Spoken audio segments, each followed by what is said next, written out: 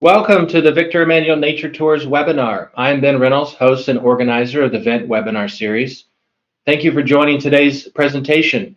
We are delighted to offer this educational presentation, and we hope you enjoy today's topic on a new vent tour, the lands of Carmenere and Malbec, birds and wines of Chile and Argentina, presented by Rafael Galvez with Fernando Diaz. Let's welcome our main presenter, Rafael, and tour leader, Fernando. Hello. During this session, all attendees may ask questions. Please note that questions will be answered at the end of the presentation. However, if you have any technical questions during the session, I'll try my best to answer them in real time to help you have the best viewing experience.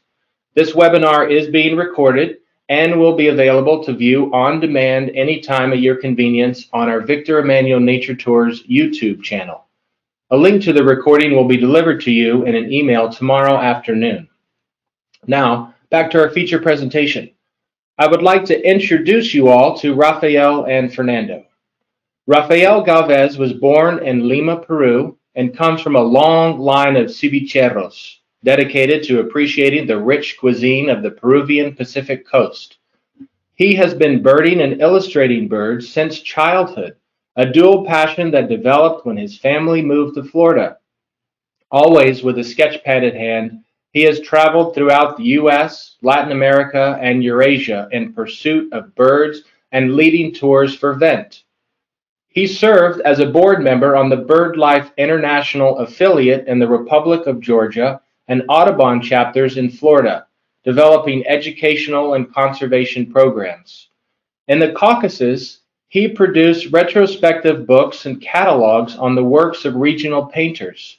He worked in the development and branding of Georgian wines during an era of viticultural renaissance after the fall of the Soviet Union. He currently lives in north central Florida, where he is busy completing the artwork for a series of field guides to birds and their habitats. His works have been published in a field guide to raptors and owls of Georgia, Caucasus, birds of the Kolkheti region, and Audubon schoolyard ecology. After working with raptor research along the Black Sea, he returned to Florida to spearhead a new phase for the Florida Keys Hawkwatch Migration Monitoring Project. You can find some of his latest sketches in the field at galvezbirds.com. Fernando Diaz, or Fenya, showed a special interest in birds that lived around his neighborhood during his childhood. He grew up birding in the fields and wetlands of Lampa, a few kilometers from Santiago de Chile, where he developed his bird observation abilities at an early age. Fenya has strong skills for recognizing birds by song. His first serious approach to bird study was as a volunteer participant in waterfowl censuses and bird banding. This was the catalyst that led him to leave his landscaper position in order to pursue his true passions, birds and nature. Fenya has traveled extensively throughout most of the habitats of Chile and several countries in South America, birding and studying birds. Fernando also spent 5 months banding birds in the US and in Canada. He enjoys spending time birding in the field, especially in the high Andes of Chile, where he co-leads a study on the charismatic diademed sandpiper plover. Fenya is also one of the eBird Chile reviewers, and he is involved in several other bird projects with the Chilean NGO Red de Observaciones de Aves de Chile, the Chilean Birders Network. Fenya leads bird trips in Chile, Argentina, and Brazil. During his travels, he enjoys showing and teaching tour participants about birds, as well as all other aspects of nature. Thank you both for joining us today. Thank you. Now I would like to turn to our company owner and president, Victor Emmanuel, who will say a few words about this tour and deliver 2 readings from the world-famous writer and poet Pablo Neruda.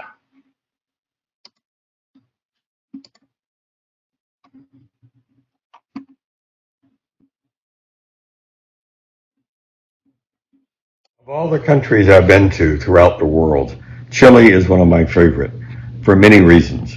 It's an amazing country. It's narrow, but it's long and extends from way in the north to the border of Peru all the way down to the tip of South America. And it has all these different scenery and habitats, the mountains, the deserts, the seacoast, and all of these wonderful birds and flowers. And the people in Chile are some of the most delightful people I've ever met in the world. And I highly recommend a trip to Chile. I know you will have a marvelous time. Pablo Neruda wrote a wonderful memoir about growing up in far southern Chile and how it changed his life and made him interested in nature and birds for the rest of his life. And I'd like to share with you a little bit of what he wrote about being a boy in southern Chile and getting to know the forest of that area. The Chilean forest, under the volcanoes, beside the snow-capped mountains, among the huge lakes, the fragrant, the silent, the tangled Chilean forest. My feet sink down into the dead leaves. A fragile twig crackles. The giant raoli trees rise in all their bristling height. A bird from the cold jungle passes over, flaps its wings, and stops in the sunless branches. And then, from its hideaway, it sings like an oboe. The wild scent of the laurel, the dark scent of the boldo herb, enter my nostrils and flood my whole being. The cypress of the Huayticas blocks my way. This is a vertical world, a nation of birds, a plenitude of leaves. I stumble over a rock, dig up the uncovered hollow. An enormous spider covered with red hair stares up at me, motionless, as large as a crab. A golden carapace beetle blows its mephitic breath at me as its brilliant rainbow disappears like lightning. Going on, I pass through a forest of ferns much taller than I am. A decaying tree trunk, what a treasure! Black and blue mushrooms have given it ears. Red parasitic plants have covered it with rubies.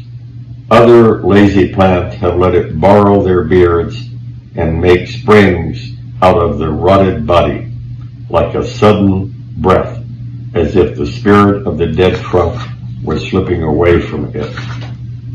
Anyone who hasn't been in the Chilean forest doesn't know this planet. I have come out of that landscape, that mud, that silence, in Rome, to go singing through the world.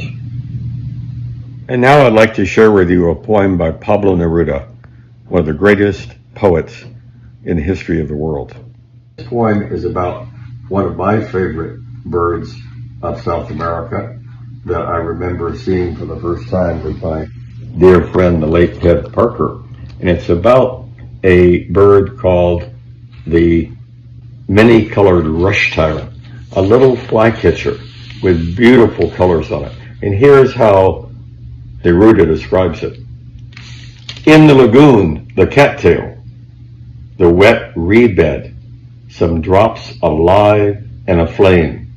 Suddenly a movement, a minuscule banner, a scale of the rainbow. The sun swiftly set it afire. How were its 7 colors combined? How did it assume all the light? There it was, but was not. The gust of wind is gone, perhaps does not exist, but the cattail is still quivering.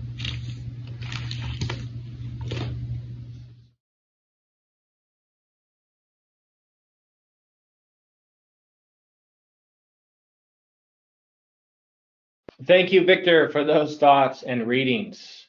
Now we will turn to Rafael and Fenya for a Chilean toast. Thank you, Ben. That was fantastic, Victor. I love that poem. Love that bird, Siete Colores. So we've taken the opportunity to open up our bottles of wine. I am drinking for this occasion Carmenere from Chile, near the Colchagua Valley, where we will be visiting during this tour. And Ben and Fenya will be joining me on the toast. What are you drinking, Ben? I also have a Carmenere from the Colchagua area, 2019. Ifenya, what about you? Yeah, it's an organic wine from Carmenere Reserve from Colchagua Valley, actually, the same valley. So it's a very good wine. So we have asked Fenya to do a toast in Castellano to give a flavor of South America, and I will translate after that and start the presentation. How about that, Fenya? Bueno, gracias por darme la oportunidad de hacer este brindis, salud, como decimos en Chile. Y este va a ser un muy lindo viaje. Estoy seguro que va a quedar en la memoria de los participantes. Y por eso quiero hacer un brindis hoy. Salud. Thank you for inviting me to be part of this presentation. Fenya says that he is sure this is going to be a wonderful trip, and this is a brindis, as we say in South America, and for the tour, and for you, all of you who came in to watch this presentation. I'll join Fenya in saying that this really is a very special tour. Salud para todos.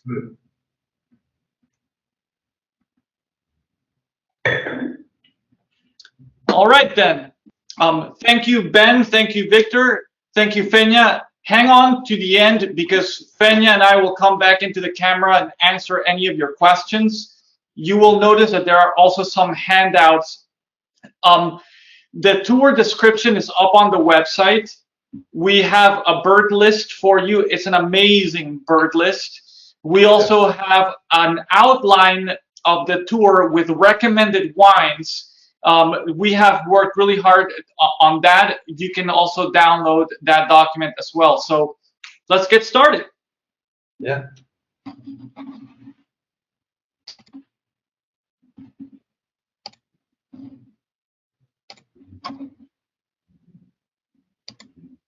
All right. So I'm hiding my camera. You won't see me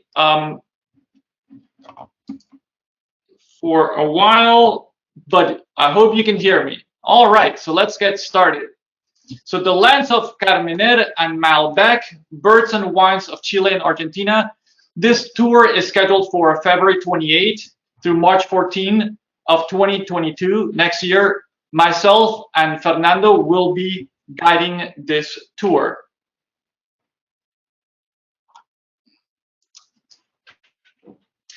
If you are interested in birds, wines, stunning landscapes, this tour is for you. We have spent a lot of time tailoring this tour, selecting locations, not only based on the great birds we will find there, and we will see many excellent birds, but also on a selection of wines and cultural experiences we will have at these locations. We have worked with a sommelier to make sure that we visit the most representative wineries in each of the wine producing valleys we will traverse. And we will visit various wineries along the way, all the while birding and eating great food, paired with the best choices of wines emblematic of each of the many wine regions we will visit, both in Chile and in Argentina. So from the Pacific coast and over the Andes, we invite you to learn about Chile and Argentina. We know that Chile is the longest country and that Argentina is known for its steak. They're two neighboring nations that, although they may share a lot of birds, are culturally quite distinct. And this is reflected very much in the respective wine cultures. So we invite you to come along and learn about all this. Okay, so let's address the first issue at hand, the elephants in the room. What are Carmenere and Malbec? After all, these two are in the very title of the tour.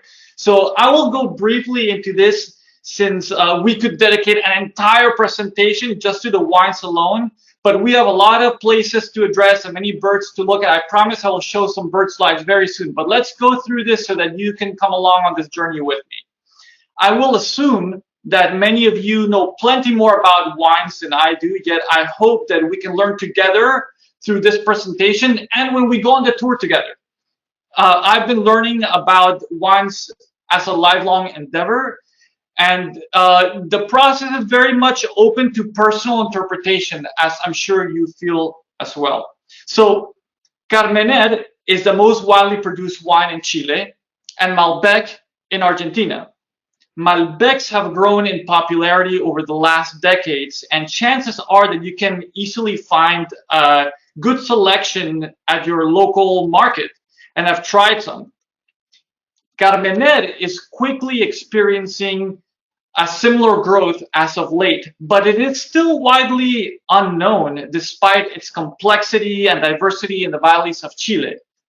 So in a nutshell, what can we expect? They're both dark and dry wines with a medium tannin content. To the left is Carmenere on this chart, and to the right is Malbec. Both have significant fruit flavors, darker in Carmenere, heavier in Malbec. Carmenere has a lower acidity, yet a higher alcoholic content since its grape is picked later in the season. The senses.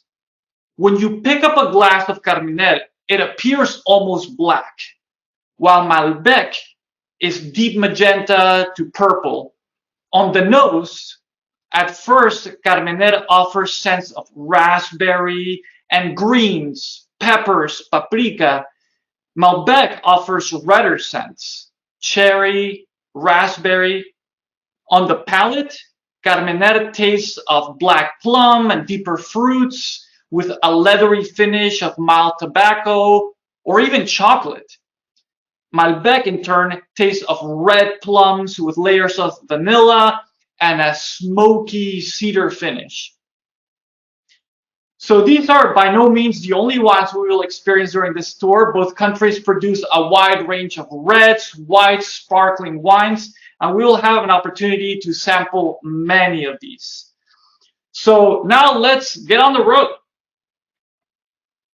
Okay, so we have South America on the left map, and to the right, I've zoomed in to the area of central Chile and Argentina. The red frame on the right map shows the general area that we will be visiting during this tour. So if we zoom in even more, the left map is our route map. Along the coast, we have Chile, and to the east of the Andes, we have Argentina. You can see the borders with that white line in the center along the Cordillera of the Andes. So what I'm going to do is run through our entire trajectory first, and then we will have a chance to delve into each location with more detail. Each highlighted area that I will show will represent roughly a day's trajectory. So the tour starts in Santiago de Chile. From Santiago, the day after we've had our first meeting and settled in, we will search the high peaks and deep valleys for a number of higher altitude endemic species and amazing birds like the emblematic Andean condor. The day after that, we will leave Santiago de Chile and travel southward through the heart of Carmenere country. We will bypass the Colchagua Valley. We will return to that later. And visit wineries in the Curicó and Maule valleys, and down towards Vilches, we will visit Colbún Lake and spend the night in Vilches. The following day, we will go to Altos del Ircay. We will visit temperate Nothofagus forests, search for charismatic Tapacoulos species. It'll be a lot of fun. The day after that, we will return back north, but this time stopping at wineries in the Colchagua Valley and spend the night in Santa Cruz. From there, we will veer westward along the Pacific coast and spend time birding along the Maipo River estuary, along the coast, and ending up in Viña del Mar, north of Valparaíso. We will see a lot of waterfowl, we will see shorebirds, waders, whatnot. That it's going to be wonderful. The following day, we will have an amazing pelagic trip along the Humboldt Current for the first part of the day, and then continue to Santiago de Chile, sort of looping back around before we entirely exit Chile. Our final day in Chile will be at our higher altitude realms within Chile in El Yeso Valley. We will then leave Santiago altogether and go over the Andes Mountains into Argentina to settle into Uspallata. We will continue descending into Chile through Potrerillos and spend a couple of days in Luján de Cuyo and the area around there, where we will explore monte habitats and more arid habitats. We will visit the Bosque Telteca Reserve, and there'll be many interesting endemic species, and of course we will be visiting wineries in the Mendoza Valley.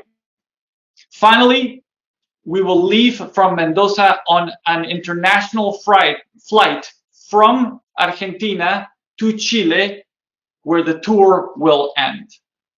All right, so let's get into the day-to-day. So before we do that, I wanted to share with you that if we remove the names of towns or cities or valleys, and we look at this more from the perspective of the ecoregions, this is a very diverse trajectory that we have put together here. A lot of Chile in this portion in the central portion of Chile is composed of matorral or sclerophyll, stunted or open canopy forests. It's dry at this time of year, so the tour is roughly a year from now. So the temperatures are in the upper 70s down to the 60s. It's going to be quite dry. There will be along the coast also some dry deciduous forests and some marshes, some estuaries. We will venture into Andean steppe and puna in the southern part of our trajectory within Chile. We will visit some of these southern beech Nothofagus forests. As we continue north and into Argentina, we will go over Andean steppe and puna and into the high Andes and eastward into Argentina, where the habitats will change very much. As we continue lower and lower, we will get into what we call a monte desert or monte habitat that can be subdivided into a high and low monte habitat. We will sort of brush up near altiplano areas and near some Patagonian steppe areas, but never really getting too deep into those habitats. So you get a sense that I haven't even spoken about the Humboldt Current. I'll talk about that a little bit later. So it really is an all-encompassing tour when it comes to the regions we will be covering. All right. So on our first day in Chile, we will be in Santiago. We will have our introductory dinner. Everybody will settle in and acclimate. And our following day, we will leave Santiago and go towards Fallerones and Valle Nevado. The foothills and stunning highlands in this area are going to be great for birding, and they will give us an opportunity to see some endemics. This is primarily going to be matorral, scrub, and rocky or arid slopes. Here we will have an opportunity to see the mustache turca, which is an endemic, and the cracchilia, another endemic. A more common bird that we will see may be scale-throated earth creeper.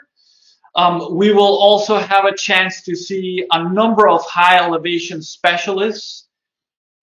We will not leave without getting plenty of views at the magnificent Andean condor, which is bigger than our California condor, and it's a bird very representative of the native peoples of South America.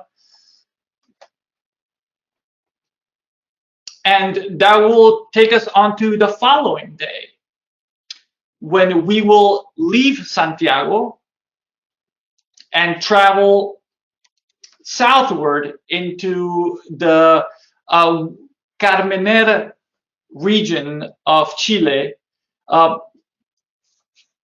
We will start by bypassing the Colchagua Valley and spending some time in Curico and Maule valleys.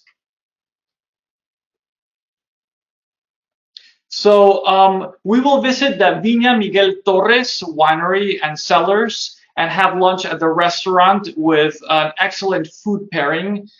The wines that have been selected for this occasion could change, but we are honing in on a magnificent Espumante Estelado, which is a lovely sparkling brewed rose. Of course, we will have Reserva Carmenere, and also a very interesting wine, Vino Carignan, which is one of the older vines in Chile, really a hidden treasure, which was sort of like a workhorse for use for blends for many years. And it's now been elevated to a higher status and offers a very sweet nose with some spice. The palate is ripe with fresh tannins. It's very exciting.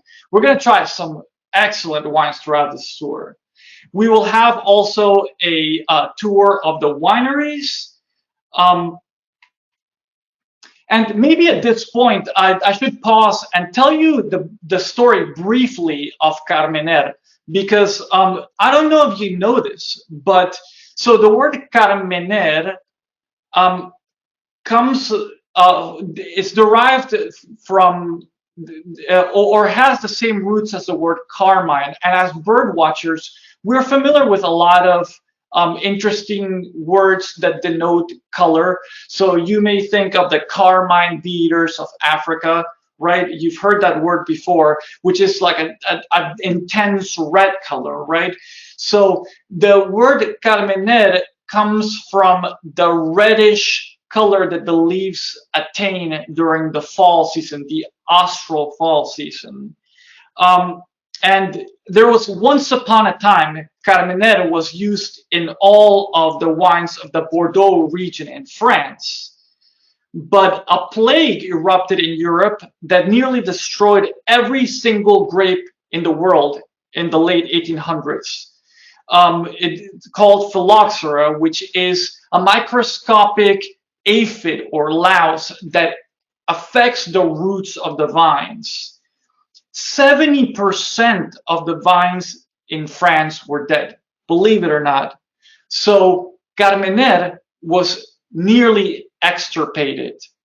And to this day, wine growers do not really plant Carmenere, and most of the world's Carmeneres now come from Chile. But what happened was this marvelous accident.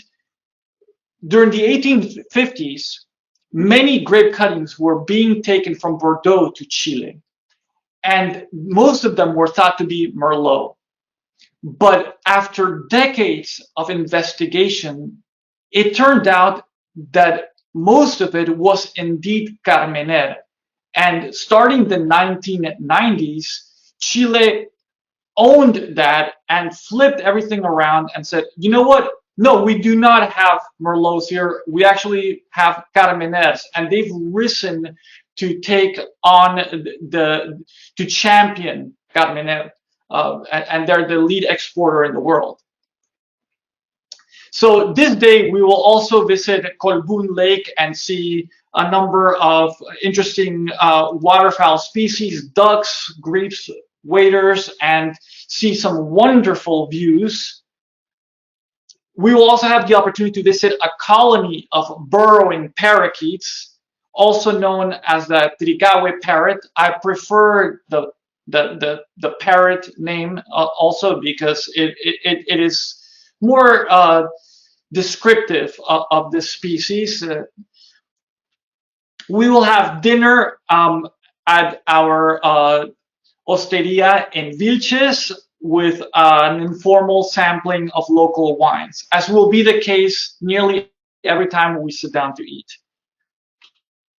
So from Vilches, the following day, we're going to go into the very exciting Altos del Lircay National Reserve. We will dedicate the entire day to exploring this national treasure. Altos del Lircay is in a pre-Andean zone that is characterized by dry deciduous forests that climb up to the Andean steppe and Puna belt. There are 3 major rivers in the reserve, and 7 of the 10 species of the genus Nothofagus that occur in Chile can be found in Altos del Lircay. So what are these Nothofagus trees? They're also known as southern beeches, and they have currently a southern global distribution, primarily in southern Chile, Patagonia, New Zealand, New Guinea, and Tasmania. And in these slides, you can see how it is thought that once there was a contiguous distribution of these southern beech trees in the supercontinent Gondwana before it broke up into South Africa, into South America, Africa, and Australasia. And once the continents separated, the distribution was broken by the oceans. So it's a wonderful experience to walk through these forests.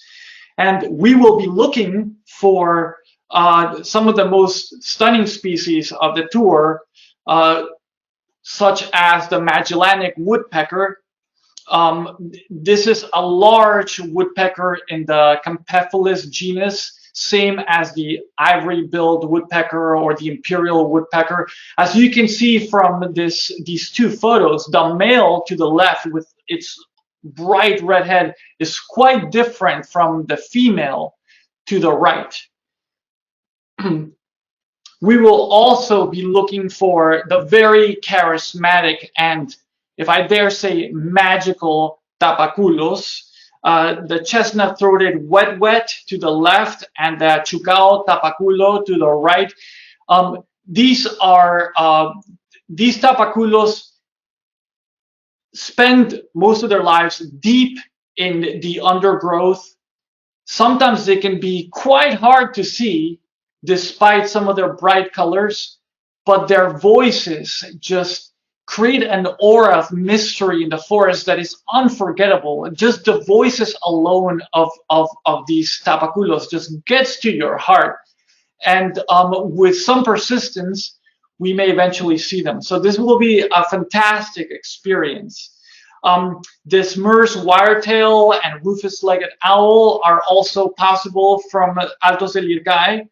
And we will have a wonderful picnic there as well, and return towards Vilches for a dinner at the Osteria with, again, an informal sampling of local wines. Some Reserva Carmeneres. We'll try some Merlots from the Gran Reserva de Torre Noble.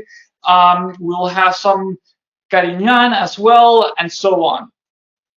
So, from our base in Vilches, the following day, we will return back north, this time bypassing Curicó and Maule, which we visited 2 days prior.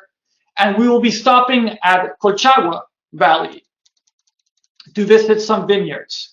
It'll be a relatively relaxed trekking back north, birding along the way.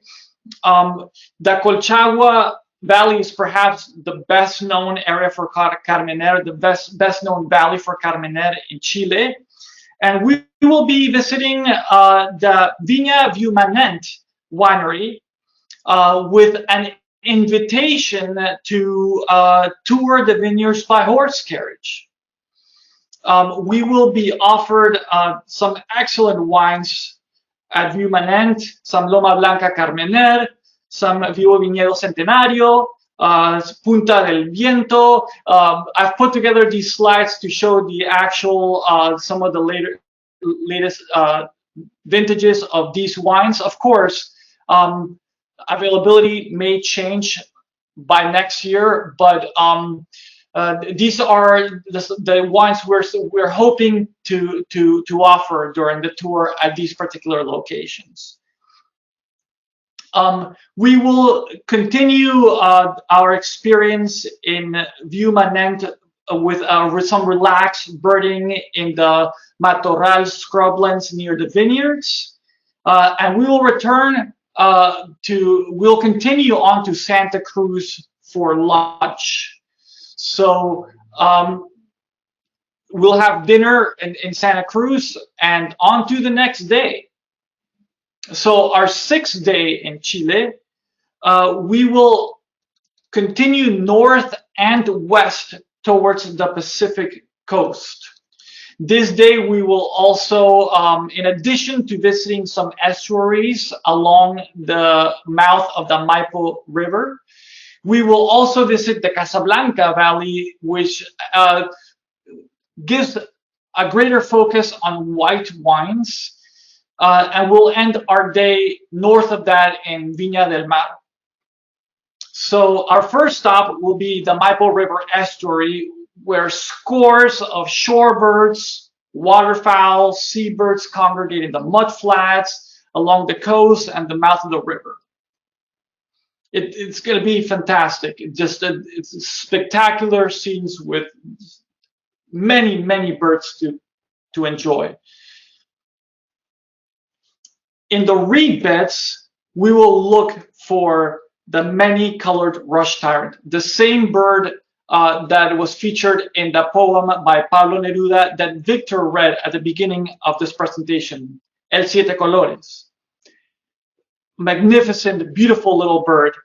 If we're lucky, maybe we'll find also a striped-backed bittern among the reeds.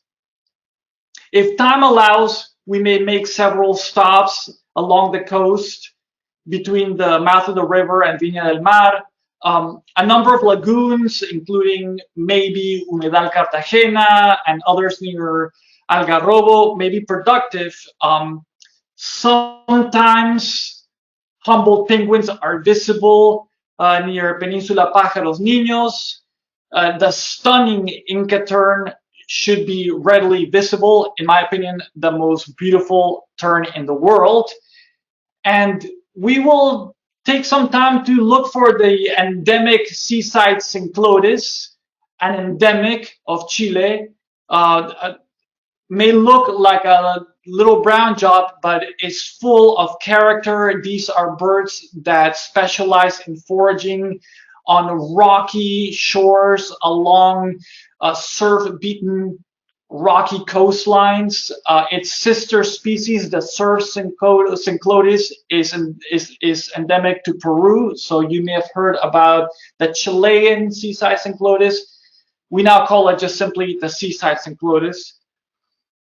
And if you allow me, I put together this slide, sort of a poetic juxtaposition, showing in the background Isla Negra, which was the home of Pablo Neruda. He started building his home there during the 1940s and lived there many years, and many of his poems were written there.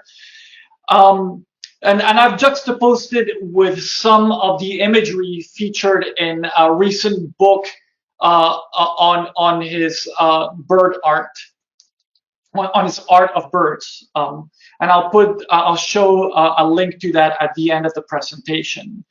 So we will visit the Costa de los Poetas, where we will find a restaurant that will give us a relaxed atmosphere typical of Chile's coast, with shorefront dining experience.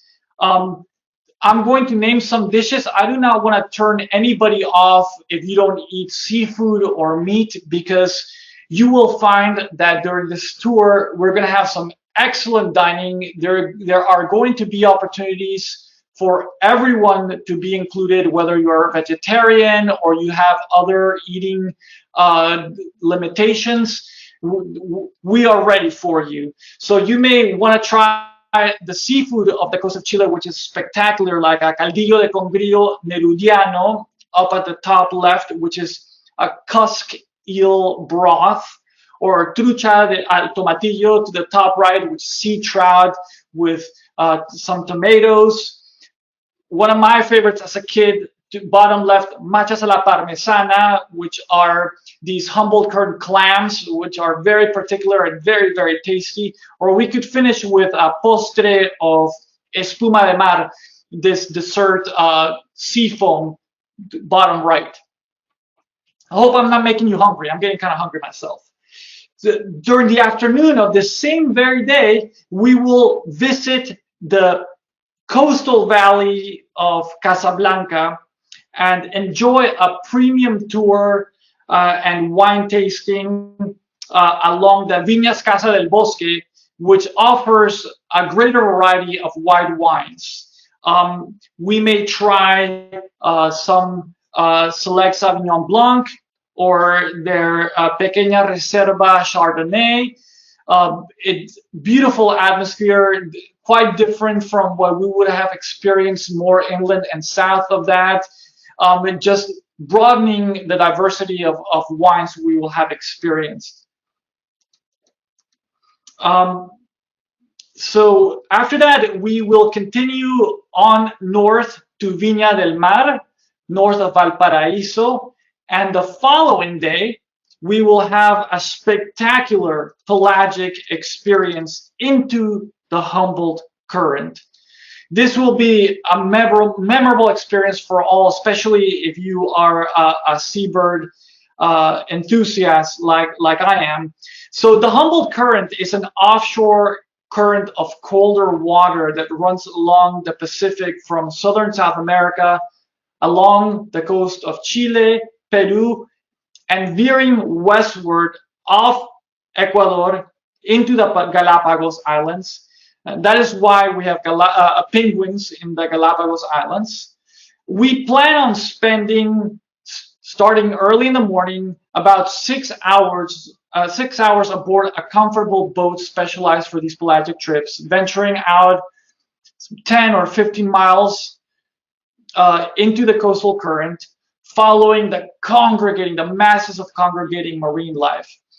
This will be an excellent opportunity for close encounters with albatrosses. I mean, black-browed albatross will be the most common albatross, but we have the possibility for seeing bullers or salvins, chathams, the royal albatrosses, maybe a wandering albatross, giant petrels, fulmars.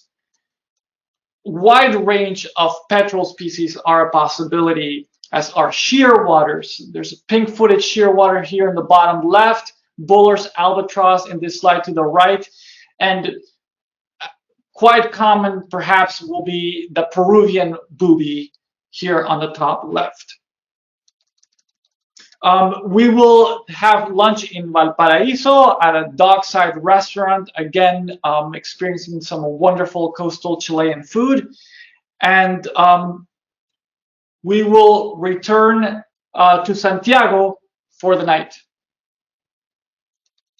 The next day, from Santiago, we will venture eastward into El Yeso Valley. We will cover a large swath of scenic territory as we follow the Camino al Volcán into the valley. The highway coils along the Maipo River below the El Yeso Reservoir, which is a major source of drinking water for the Santiago region. As we make our way up the valley, we'll make several stops to appreciate the changing diversity of species as we gain altitude. At higher elevations, we will find a number of specialists. Gray-breasted seed snipe, as can be seen to the bottom right. Multiple ground tyrants are possible. Creamy-rumped miner, as can be seen on the top right. White-sided hill star is also a possibility. Our main target, and a bird that Fernando studies, will be the diademed sandpiper plover, seen here to the right. One of the most beautiful sandpipers or shorebirds, if you may, in the world, in my opinion. We'll have a lovely picnic lunch in a scenic stop in the El Yeso Valley. And it should be noted that our trajectory will take us from a gradual change of elevation, roughly 1,600 feet in Santiago, to about 8,000 feet at the end of our run into El Yeso. So it's going to be quite spectacular. That night, we will spend it in Santiago, accompanied by a nice selection of regional wines. So finally, we will leave Chile. For our 9th day into the tour, we will cross the Andes. We will drive along the lap of one of the most awe-inspiring mountains in the world, the Aconcagua, the Stone Sentinel, which is the highest peak in the Americas at 22,800 feet. Our border crossing from Chile to Argentina will be made through a well-traversed paso called Paso San Martin, which is roughly at 9,000 feet. The highway will take us up to roughly 12,000 feet before descending into Uspallata, where we will settle for the night at roughly 6,000 feet. The descent into Argentina will be a clear contrast in terms of habitats and species. That day we will stop for lunch at Parque Provincial Aconcagua, and we will have a relaxed afternoon in Uspallata so that we can be ready for our continuing adventures into Argentina. The following day from Uspallata, we will venture towards Potrerillos and Valle del Maipo to visit some vineyards and do some birding along the way. We will start birding in a quite relaxed fashion, starting from Uspallata. And we will hope to find some interesting endemics like the white-throated cachalote here on the top right, the Patagonian and Steinbach's canasteros in the top left and bottom right corners, and more commonly the Rufus ornero, as can be seen on the bottom left. This may be an interesting opportunity to talk about some of the birds in general that we'll be seeing during this tour. The Birds of Argentina book was just recently published. It came out this year, and it's really a wonderful book, and I encourage everyone to get it. One of the things that I like most about it is that towards the back of the book, there are some plates showing the nests of birds, and there is a spread focused on these so-called ovenbirds or the Furnariids. And it's this group of birds has a tough word to pronounce that a lot of people struggle with Furnariid. So if we look a little bit at the etymology of the word, it's really interesting because the word furnus in Latin means oven, fornos in Greek, horno in Castellano. In Old Castilian, the silent H and the F were often interchangeable. And that leads us to furnace in English. So the oven birds are the furnace birds. They are not the same as our North American ovenbird, which is a wood warbler. That's a completely unrelated species. And there are many of these so-called ovenbirds that we will be seeing during this tour. As I said, one of the more common ones is the Rufus ornero, which is actually the one that does build a nest that looks like an oven made of mud with inner chambers and a side entrance. The rest of these birds, like the Patagonian canastero that I showed you in the prior slide, make, if you may, stick ovens that would burn up real quick if you were to fire them up. But they have internal entrances, they're internal chambers, they're closed up with side or top entrances, as can be seen with this canastero. And back to etymology, canastero is the basket maker. Canasta means basket in Castellano. So on that very day, we did a little break there to talk about the oven birds. We will explore some of the wineries in the Valle del Maipu and Luján de Cuyo. And we will stop specifically at the Bodega Casa Vigil El Enemigo and have a wonderful tour of their wineries and cellars. And this is a really unique winery, and we're up for quite an experience. And they have here some fantastic Malbecs. Now we left the Carmenere behind in Chile, now we're on to Malbec country. We also have some Cabernet Francs. We will have some Semillon, which is quite an interesting light wine with an interesting flavor. And after our wonderful experience there at Casa Vigil El Enemigo, we will find our lodgings at Luján de Cuyo, at Villa Mansa Wine and Spa, and have our dinner there with a nice selection of local wines. The following day, from Luján de Cuyo, and really for the next couple of days, what we will be doing is exploring diversity of habitats towards the north and east of the Mendoza Valley. We're talking about lower and higher altitude monte, and even some scrubbier badlands near Bosques de Telteca. In Bosques de Telteca, we will be looking for the very interesting cinnamon warbling finch, as can be seen on the top right. Over the next days, or next day or two, into the Monte region, we will also be looking for the endemic sandy gallito at the bottom left here in this slide. Many colored Chaco finch should be in the vicinity, and more commonly, the brown cacholote should also be in the area. We will, after our birding experience, we will have dinner at Villa Mansa with a nice selection of wines, and then visit the Bosques Telteca, which is a really interesting place. The sign here on the bottom right says something very interesting. It says, aquí en tierras huarpes, those are the native peoples, the huarpes, protegemos algarrobos de 300 años de vida. Here in the land of the huarpes, we protect algarrobos. These are the trees that we're looking at here, 300 years in age.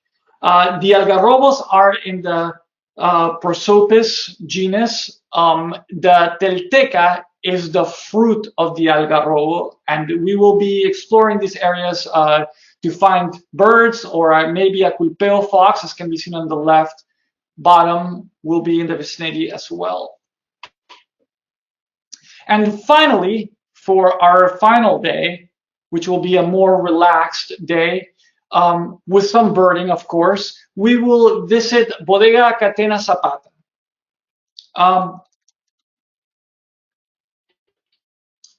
This day, we will pass through the Embalse Carrizal, which is a large dam that for the Tunuyán River.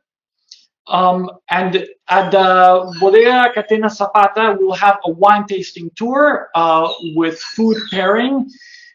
In Argentina, of course, they are well known for their meats, but worry not, there will also be opportunities for some pumpkin, squash, and mushroom plates.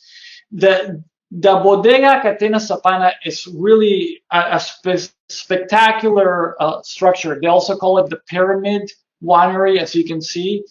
And internally, the architecture is really interesting, and which will add a lot to our wine experience. And here we'll have an opportunity to try some of their Malbecs, some of their Pinot Noirs, and we will then head back to Luján de Cuyo for the night. The following day, we will drive early to Mendoza and fly internationally from Mendoza to Santiago de Chile, where the tour will end. It'll be, like I said, a morning flight back to Santiago, and participants will have an opportunity to spend the day resting in a hotel that we will have for day use near the airport, because a lot of the connecting flights are typically in the evening. And before I close, I'd like to show you some of the recommended books. Of course, the Álvaro Jaramillo Birds of Chile book is one of my favorites. It's wonderful, put together. It's compact, has some fantastic illustrations. It really is, in my opinion, one of the best guides ever made. The new Birds of Argentina is twice as thick as the Birds of Chile, with all new illustrations. It's a wonderful book with a lot of information, and a second, volume 2, a counterpart with delving into the life histories of the birds is about to come out. And we couldn't close without mentioning the Nobel Prize winner in literature, Pablo Neruda, Arte de Pájaros, or Art of Birds. There are many editions. Some of them are in English, some of them are bilingual, some of them in Spanish. Here I'm showing one from Lynx Ediciones, which has a wonderful Magellanic woodpeckers on the cover. And that does it. So to recap, the lands of Carmenere and Malbec, Birds and Wines of Chile and Argentina, February 28th through March 14, 2022.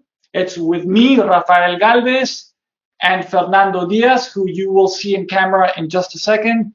Please contact the event office for more information. Our tour manager at the event office is Patrick Swaggerty, and I'm showing here his contact email and the phone numbers. So with that being said, I'm going to turn my camera back on and welcome back Ben and Fenya. Wonderful, Rafael. Thank you for that beautiful presentation. It has definitely stoked my appetite for food and drinks. Great, great. That was the whole point. Yeah. Well, so now I'd like to ask the audience for any questions that they might have. And while those are coming in, let me go ahead and let our audience know about our upcoming webinar. And this will be March 25th, Understanding Sport Optics, Binoculars 101. For many of us, binoculars are instruments we take for granted. We lift them, we focus them, we find the objective we seek. In reality, binoculars are sensitive, complex instruments that are essential to our enjoyment of the natural world. Despite their importance, we're seldom taught how binoculars work or how to use them. Please join us on March 25th for our next event webinar, Binoculars 101, in which esteemed optics professionals Ben Listis and Clay Taylor of Swarovski Optic will discuss the fundamentals of binoculars, what the lenses do, what the numbers mean, and how to select and adjust your binoculars for the best birding experiences possible.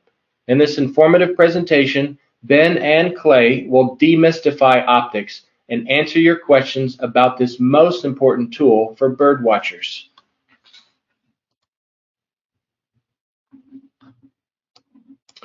All right, great. Let's see what we have here for questions here. We have Cheryl asked, what is the percentage breakdown of time spent birding and time at wineries?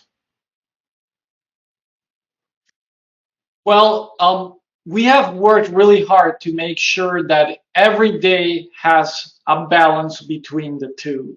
And please, Fenya, add to this if you feel comfortable. But these kinds of tours, and this is not the first Birds and Wine tour that Vent does. We've done such tours in Portugal, in Hungary. We have a new one to the Caucasus Republic of Georgia.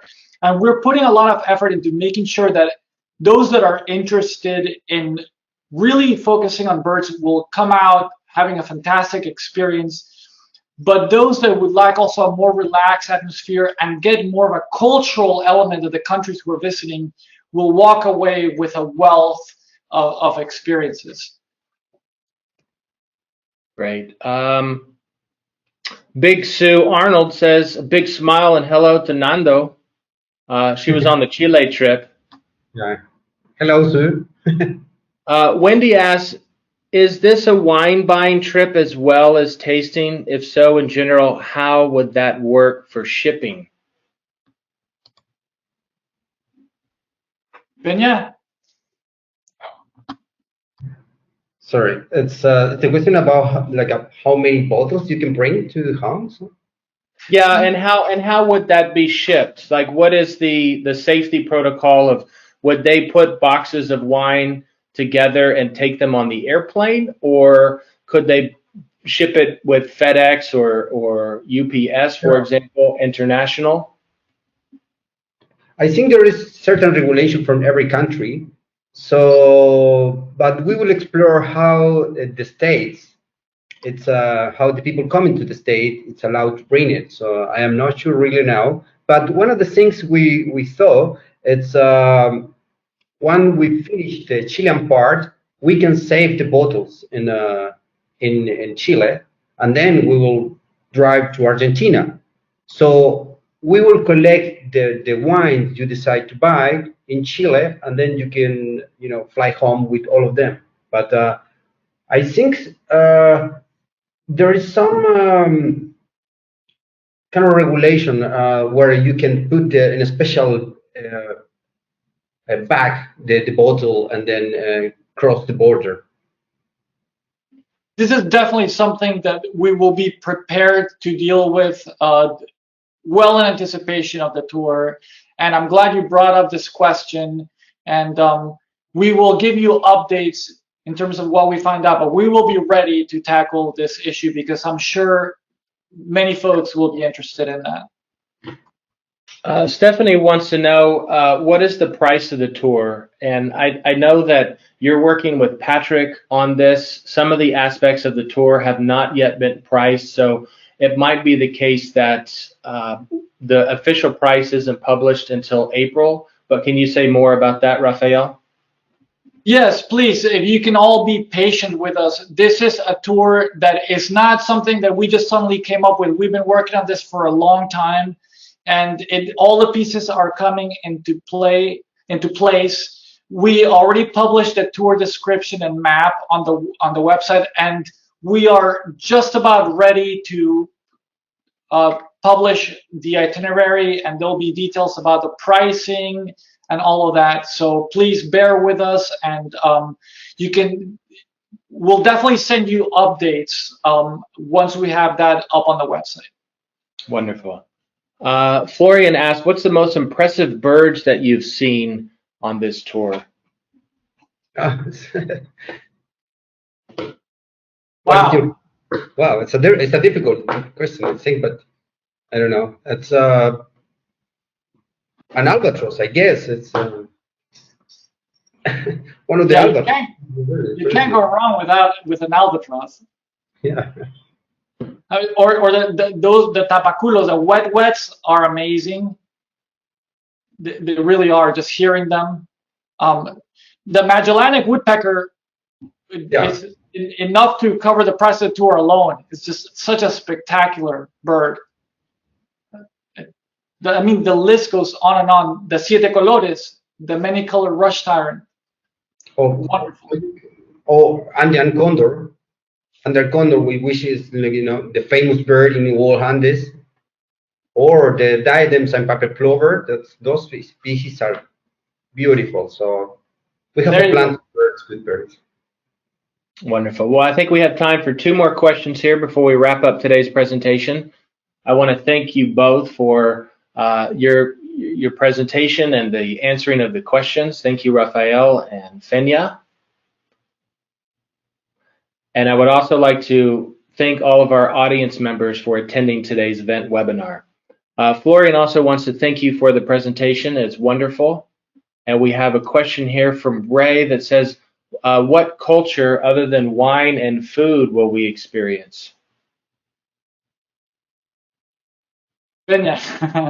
I think, but so we will visit the Pablo Neruda, all the coast, and so we will be really in deep where Pablo Neruda's house, and where he wrote all these beautiful poems, and so, and also in around Lircay area, we will visit an archaeological place where the first people live, and then they have all these holes, and probably they were houses around there. So we will do a show walk, and there is a archaeological site where we exploring and how the life was there. Yeah, so in these 2 cultures. Right? Also in Bosques del Teca, that area is also very emblematic of the native peoples there. And without having to go into the past, I think that a lot of us in the US have this misconception that, all those Spanish-speaking countries are the same, but there's a friendly sort of rivalry between Chile and Argentina sometimes. And you would think that there are 2 countries that are very similar, but they're very different. The people of both countries have friends that are both Chilean and Argentinian, and the time at which people eat lunch and dinner are different. The speed at which people speak is different. The way that people treat each other when they come face to face and see a friend or meet a stranger is very different. And all of that is going to really it's gonna be a really nice experience for all of us to delve into, go out of the way into all of these little villages and be in the cultivations and cross areas that most people don't get to see for both countries. Yeah, when we were designing the trip, we discussed with Rafael, then we have to include some days in Santiago City, because this is a different tour. It's not just birds and wildlife all day. So that will be the opportunity to see a little bit of the Chilean culture and how is Santiago City, and just a little bit, but at least we have two nights in Santiago City. Well, great. And for our final question for today's presentation, Randy asks, how strenuous is this birding adventure? Oh, I would say that it is mildly, it's moderate. It really is moderate. There are no long hikes. There are no climbs up any rocky slopes. Most of the birding is done near the vehicle. Exactly. The weather is really nice at this time of year. So it's over there is the end. It'll be the end of the austral summer, the beginning of the austral fall. So it's going to be really nice, mild, cool, dry weather. We will be reaching some upper elevations, so that's something that you may want to check with. But we will do, when we're in higher elevations, we'll be in a vehicle. You won't be walking or hiking or doing any of that for the most part. So. Well, wonderful. Well, thank you, gentlemen, for today's presentation. We have thoroughly enjoyed it. Thank you so much. Thank you, Ben, Victor, Feña. Gracias. Thank you, all of you. Bye, everybody. Ciao, ciao. Ciao, ciao.